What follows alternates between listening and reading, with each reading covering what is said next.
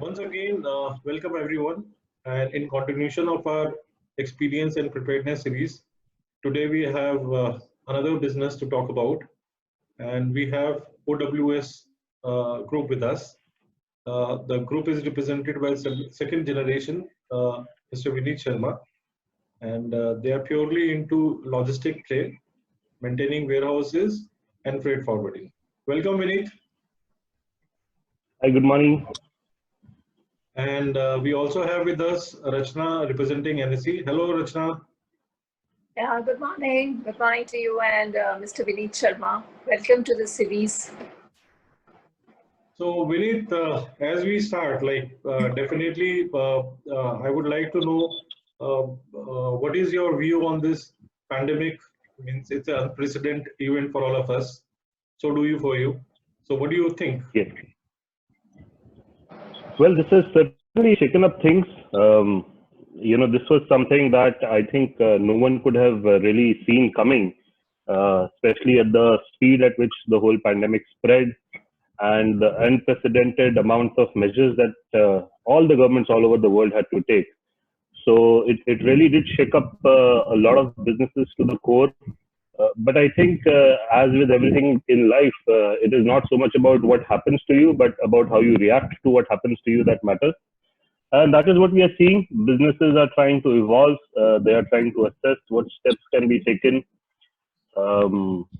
Even for us, being a primarily logistics company, where field work is our day in and day out jobs, we've had to manage figuring out things that can be done from home. So, all our employees, as far as possible, are working from home.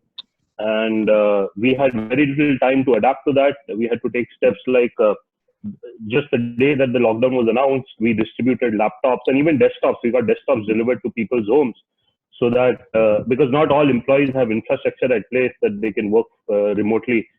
And that is something which might be more of a function of India as a country versus, a Western country where more people may be able to work from home more easily.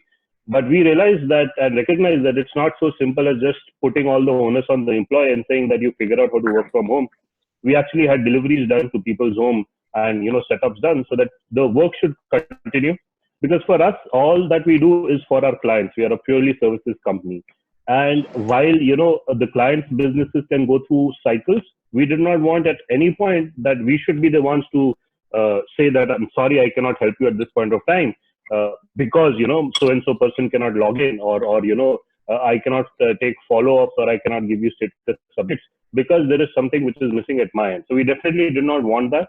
And at every step of the way, we want that anything that the client wants as far as practically possible, we should be able to deliver it to them.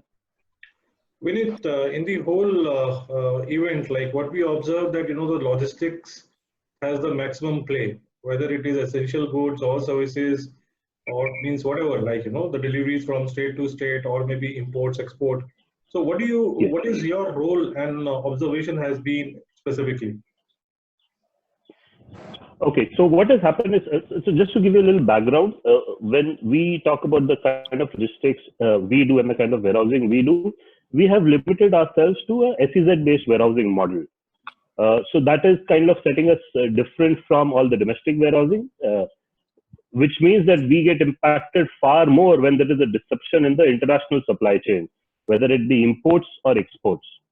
The interesting thing is that during this period, while I'm sure the clients who are working with us, they work with us because they feel we add some value.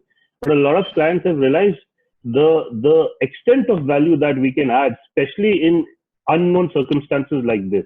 To give you an example, you might be reading every day in newspapers and other media outlets how port congestion is a big concern for the government right now because importers are not able to offtake containers.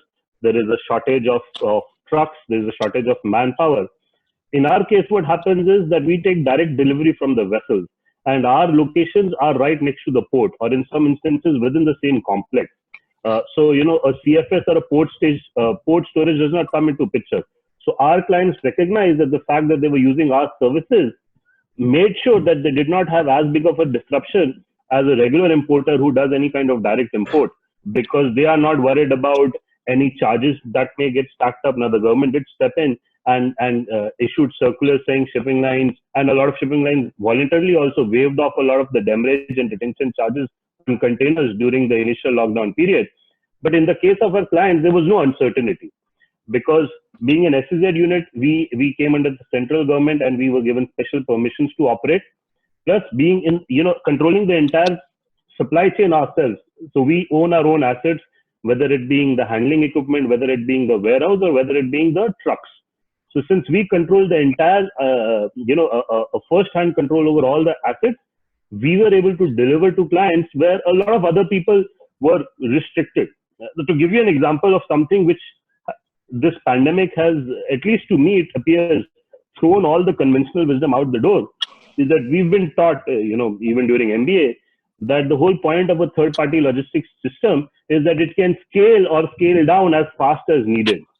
Interestingly, what has happened during this pandemic, what we've noticed is when it comes to especially trucking, domestic trucking, a lot of the 3PL players are not able to keep up because they don't have any assets of their own. So they are completely dependent on outsiders. Unfortunately, what happened was during a phase of unabridged competition, there were no large loyalties which had been built even within these vendor networks. And now when you don't control assets yourself, a lot of the 3PL players find themselves struggling to be able to service customer demand, due to which there are in fact more opportunities which have opened up for us. Because these things tend to travel, the news tends to travel. So more people are finding out that we have our own assets, and so they want us to do trucking. We've done trucking for people we've never done business with in the past during these last 3 weeks. And it was purely because someone told them that we were operational, our base was operational, and they said, can you do this for us? And like I said, we like to be able to service our clients, and as far as possible, we never want to say no to our client, especially when we know he is in need. So we said, yes, we can do it for you. And they were willing to pay us upfront as well, because again, they also recognize that we've never had any dealings with them, and it takes a little time to develop relationship. But for them, that was very important, that they wanted someone who have their own assets and who can move goods for them, and make the necessary arrangements, whether it be for passes, whether it be for the online pass, whether it be for a warehouse which is operational. So you need pass for that as well. And having all those things in place was only possible because we control the entire chain. I believe even if we had outsourced some part of it, then I would be dependent on someone else. And that someone else may have other problems in life. This is a pandemic which is affecting not just businesses, but human beings as well. So it is unfair for me to expect someone to do something when he's not well or when a family member is sick. So that is where I think we were able to differentiate and take advantage. And like I said, the most interesting thing to me is how a lot of these 3PL players are unable to cope right now because they have no assets. Vineet, beside this, at this juncture, I would like to know that since you are operating SEZ warehouses, and what I understand that you are primarily into oil and gas sector, right? So Yes. there are two related questions. One is definitely because of the international crude prices coming down, or rather going into the negative. And second is overall normal activity on the oil and gas sector. So what's going on there?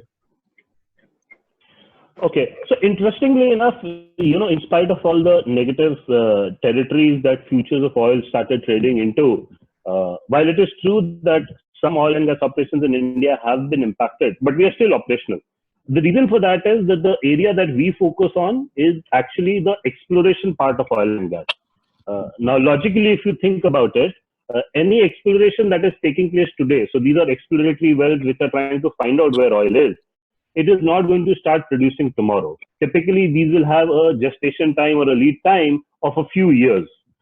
So immediate crash in price is not so much of a concern as being able to have a long-term visibility of where oil prices might be when you actually undertake production. So in our case, the places where the exploration had to be shut down had more to do with the fact that the crew change on the rig could not take place. Because while we were able to get passes for moving the crew from the base to their accommodation, right now, as you know, a lot of states have sealed their borders. And our clients took a call that perhaps it was not the safest thing to do to start moving people all over the country at this point of time. So that was more from a humanitarian point of view that our clients have suspended operations.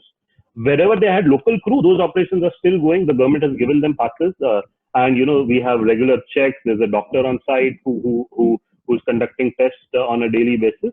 So those operations are still going on. Vineet, I have a glimpse of your financials too.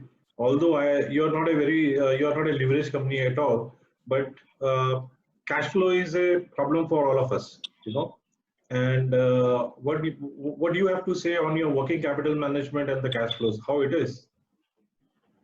Okay, so I think that is another thing we've realized is that it is a blessing not to have any debt on your books in such a scenario. Although, again, basic B school wisdom will say that having some amount of leverage is a good use of deploying capital. But it is times like these, because even though we are operational, the fact remains that activities have gone down all over the board. And, like the last 3 years, we were growing at a healthy annual rate of 30%. This year, I'm not so sure. Perhaps we'll have a similar year as last year, and there might not be any growth. But it is times like these that we are,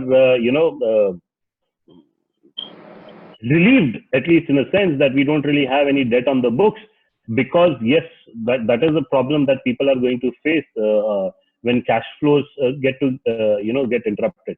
See, I don't think that demand is permanently gone away. It is a temporary setback, and definitely people who are able to tide over this short period of disruption. The only question remains, it is anybody's guess how short of a short period this is going to be. But what is important is those who manage to survive this short period of disruption may, at the end of the day, come out on the other side stronger. That is what I believe. Partially because, as a businessman, you always have to be optimistic. You don't really have much of a choice over there.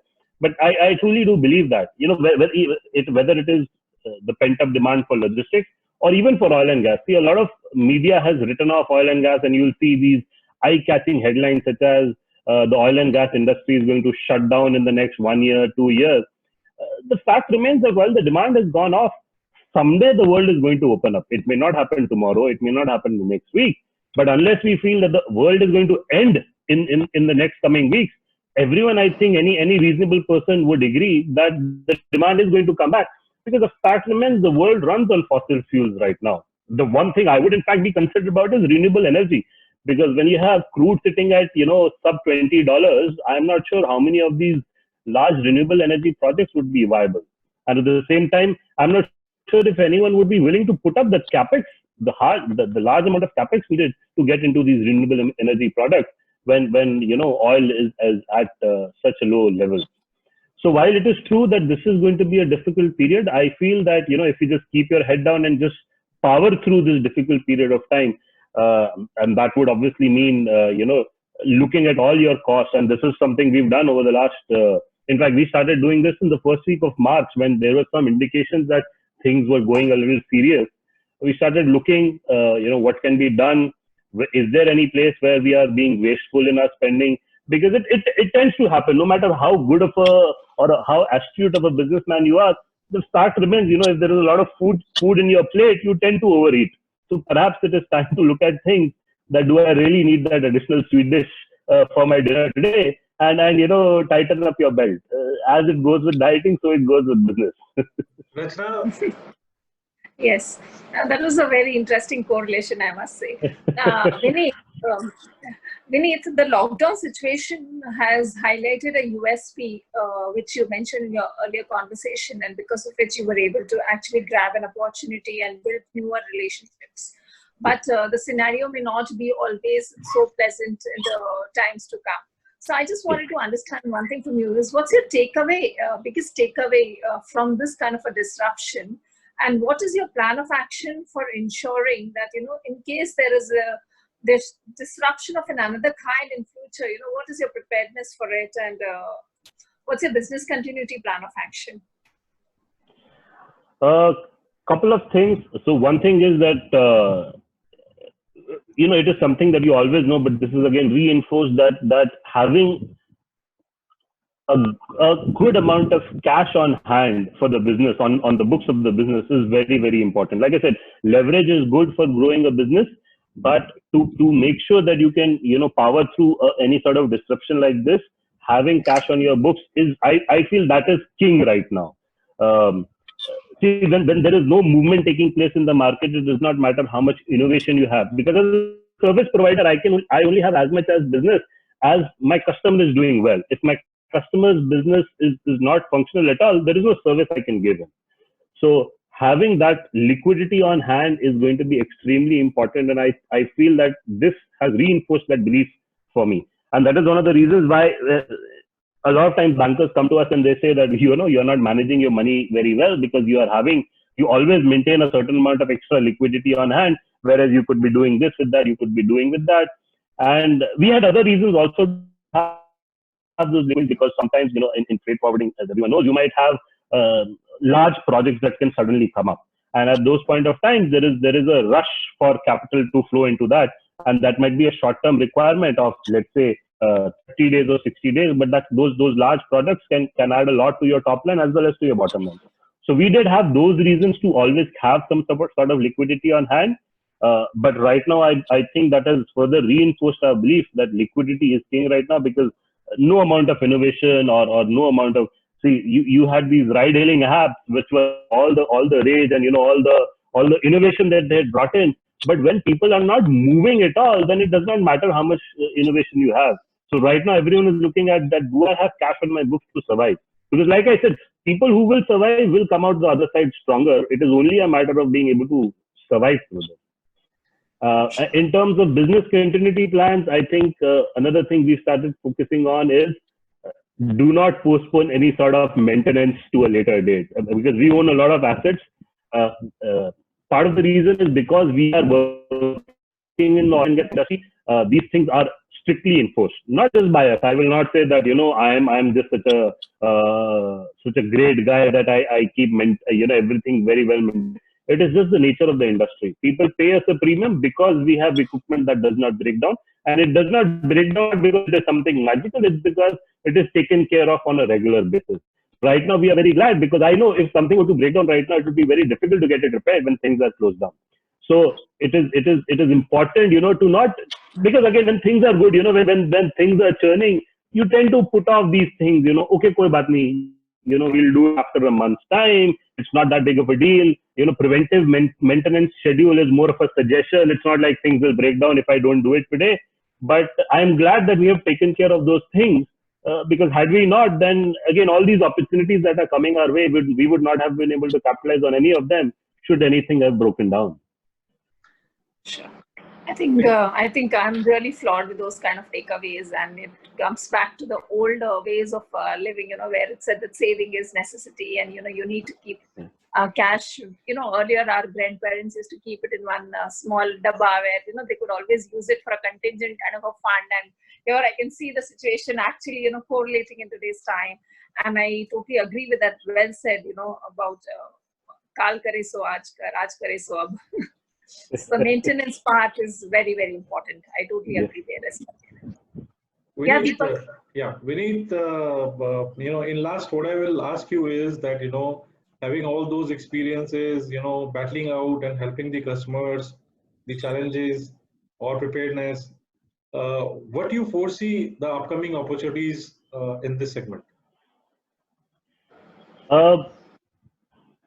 See, one of it is going to be, I feel, a lot about consolidation.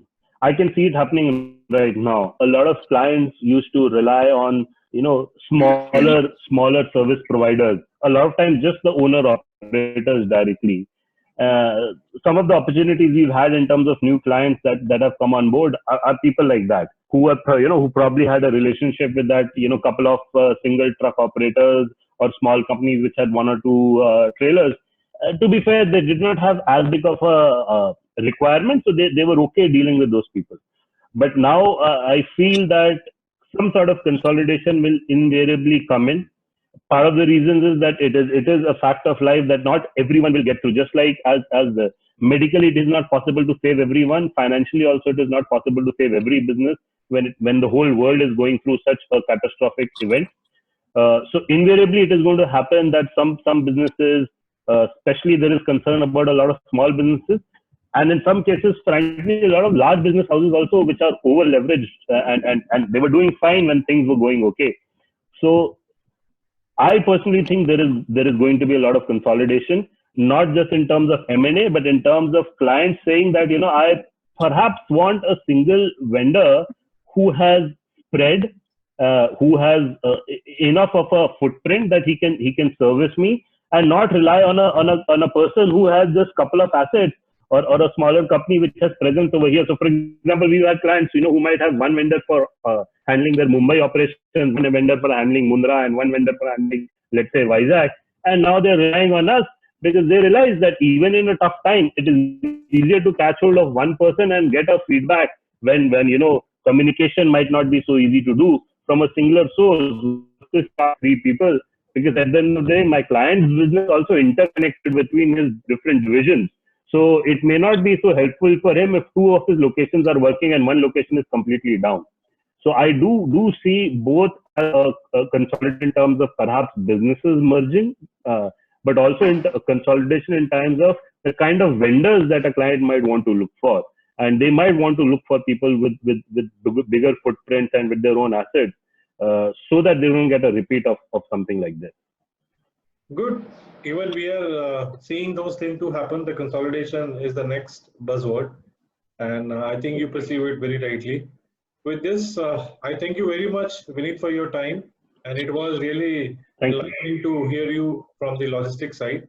Thank you very much, and wish you all the best. Thank you. Thank you. Thanks, Vineet, and wish you all the best. Stay safe. Thank you. Thank you. Bye-bye.